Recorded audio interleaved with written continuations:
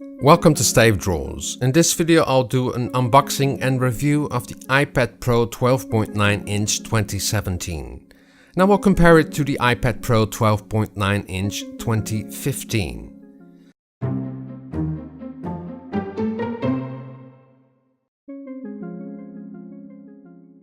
So what's in the box?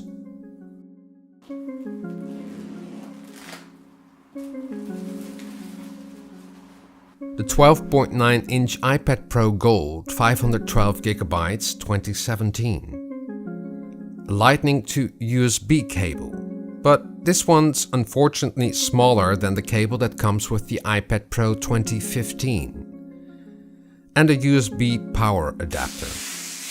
This iPad Pro costs €1,229 or $1,099 US. This review is more catered towards artists who want to draw and paint on the iPad Pro with the Apple Pencil. When you look at the iPad Pro 12.9-inch 2017, it looks the same as the first iPad Pro. The size is 305.7mm by 220.6mm. The display is 2732 pixels by 2048 pixels, with a pixel density of 265 ppi. The glass is scratch resistant with an oleophobic coating. It has a non-removable Li-ion battery. Apple claims that you can use the iPad Pro for 10 hours on Wi-Fi. But when I'm painting in Procreate, it will last for about 6 hours. On the back of the iPad Pro 2017 there's a new camera. A 12 megapixels f1.8, you can shoot simultaneous 4K video and 8 megapixels images with it.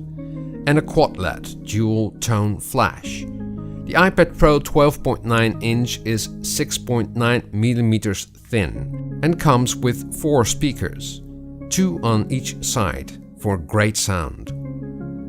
It has a 3.5mm jack to plug in your earphones. The microphone has moved from the camera to the middle of the back, so if you have an old sleeve it will cover your microphone. The original smart keyboard works great with the iPad Pro 2017. You connect it with the smart connectors on the bottom of your iPad, and you need no Bluetooth to connect. So when you have attached the smart keyboard, you can just type away. I've been working with the Apple Pencil since November 2015. And it's the best drawing experience so far. The Apple Pencil has not changed, so the original Apple Pencil works perfect on this new iPad Pro. Go and check out my review about the Apple Pencil. Press on the eye in the upper right corner or the link below this video. The iPad Pro 2017 has some cool new features. An A10x Fusion Chipset that increases the performance by 40%. A wider color gamut called P3, which enables richer reds and green colors. A refresh rate of 120 Hz and a latency of 20 milliseconds. To test this out, I'm going to do the test on the iPad Pro 12.9-inch from 2017 and the iPad Pro 12.9 from 2015. I first film it at 25 frames per second. But then you barely can see the difference. You feel that the performance is faster on the iPad Pro 2017, but you cannot see it. So I record it in slow motion with a close-up. First the iPad Pro 2017. For the test I used the drawing app Procreate and the 6B pencil. The screen has a refresh rate of 120 Hz. Then I do the same test on the iPad Pro 2015. You can notice the difference in latency. The iPad Pro 2015 has a higher latency. So the smaller the latency, the better the performance. On this iPad you can also see the difference in the refresh rate of the screen. This one has a refresh rate of 60 Hz. The iPad Pro 2017 now has a True Tone display. When you go to the settings of your iPad, you can toggle it on. The True Tone display adapts to the color gamut of your display to your surroundings. So if you work in the day with daylight, the display will be more blue. When you work at night, the display will turn more yellow. It's not the same as using Night Shift or the Adjust Brightness feature that has been available on iOS for some time now. I'm not quite sure if I want to use this feature, but fortunately you can toggle it off. The brightness of the new iPad Pro 2017 is 600 nits. Apple promises that the screen is brighter than the old iPad Pro. But to be quite honest, the iPad Pro 2015 seems brighter to me.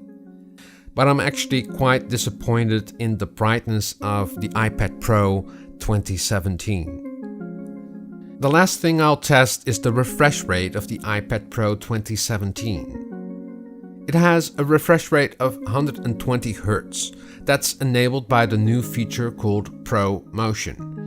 On the left I test the iPad Pro 2017 and on the right the iPad Pro 2015. I'm recording this in slow motion. It is hard to see on camera, but the iPad Pro 2017 has a much smoother transition. When you swipe through the page, you can still read the fine print. The iPad Pro 2015 becomes blurry. The iPad Pro 2017 is not fully operational yet. In the fall of 2017, Apple will release iOS 11, an update that will increase the use of the Apple Pencil in a lot of apps. It will make your iPad Pro feel more like a desktop device. Alongside iOS 11, Procreate will have the biggest update yet, Procreate 4. The guys at Savage Interactive are sharing some sneak peeks on their Instagram account. They posted on their stories. Here are some things they're working on. If you want to know more and keep up to date about Procreate 4 and what's coming, follow them on Instagram. I'll put a link in the description box down below. I will do a new review about the iPad Pro 2017 when iOS 11 is released and Procreate 4. I hope you found this review useful. Give the video a thumbs up and share it with your friends. Subscribe if you want to see more videos like this. Drawing is fun and practice makes perfect. See you next time. Doodles!